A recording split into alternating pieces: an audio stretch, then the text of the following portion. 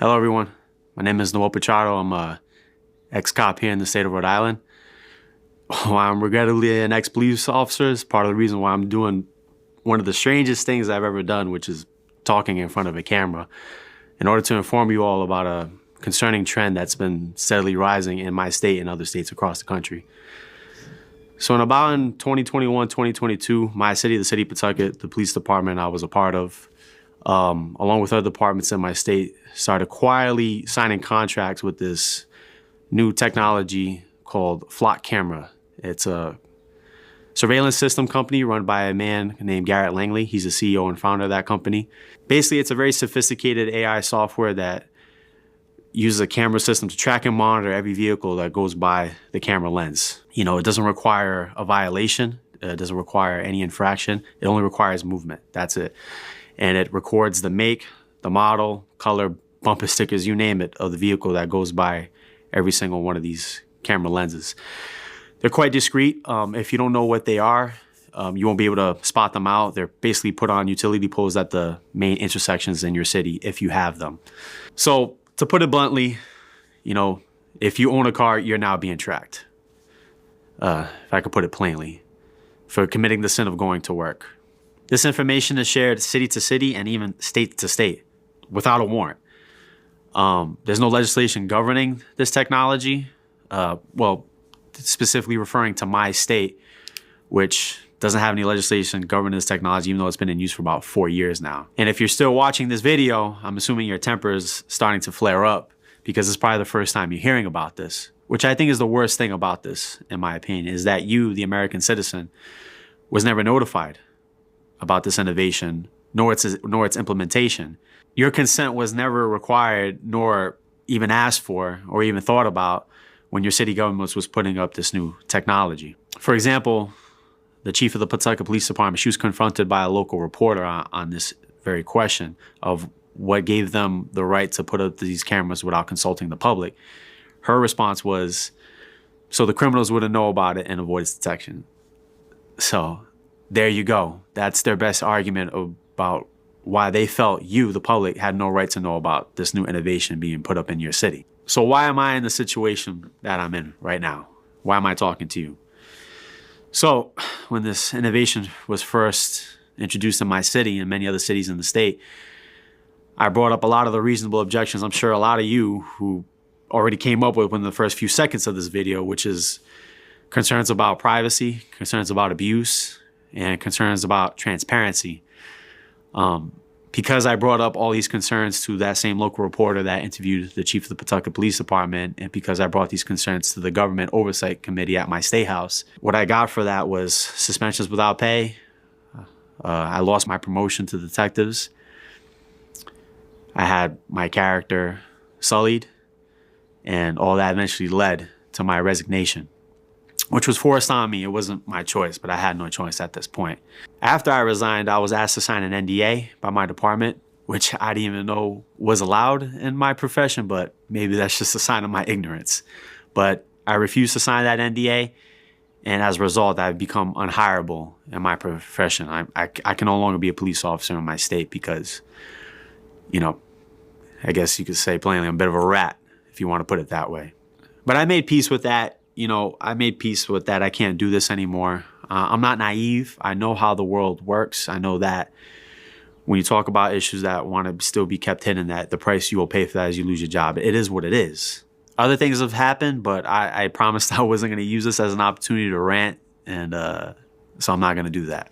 And I don't share this to do the whole woe is me bit. I simply share it to prove that some nobody patrolman from Rhode Island had his livelihood taken away from him for simply saying, hold on a second, for a technology that we apparently have nothing to worry about. And if you are worrying about it, it's because you have something to hide. The philosophy that this innovation is already grounded on is already proven to be rotten. It's grounded on this idea that you, the citizen, are first and foremost a potential suspect or potential defendant that needs to be tracked and monitored for your safety and for the safety of others. It's the same philosophy that the Soviets and many authoritarian states during the 20th century adopted, and we all know how that worked out for them.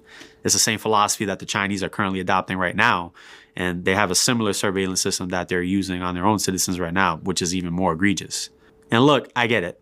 I want to use the tools that we have in order to capture the guy who steals your mother's car, the guy who's stalking your neighbor's daughter, or one of the guys that shoots and kills one of our young men in our city. I get it. But this isn't the answer. This technology is new, but the philosophy that it's grounded on is nothing new. It's actually quite old. And we've seen it echoed in the worst way throughout the 20th century in Europe, and I don't want it to repeat those same mistakes in our own country. So what do I want? I mean, who cares what I want, I suppose. If you're still watching this video, what do you want?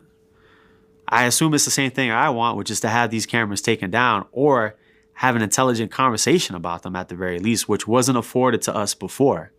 We were just assumed to submit and go along with whatever our local governments decided. But what do I want right now? What I want right now is very simple. I just want you, the public, to know that these cameras exist and that they were put up without your consent, and I'm going to trust you guys to do the rest with that information. I don't know how many people are going to watch this video. It could be 50, it could be 500, 5,000. I don't know. I don't know how these things work. I don't have social media. But I have to try.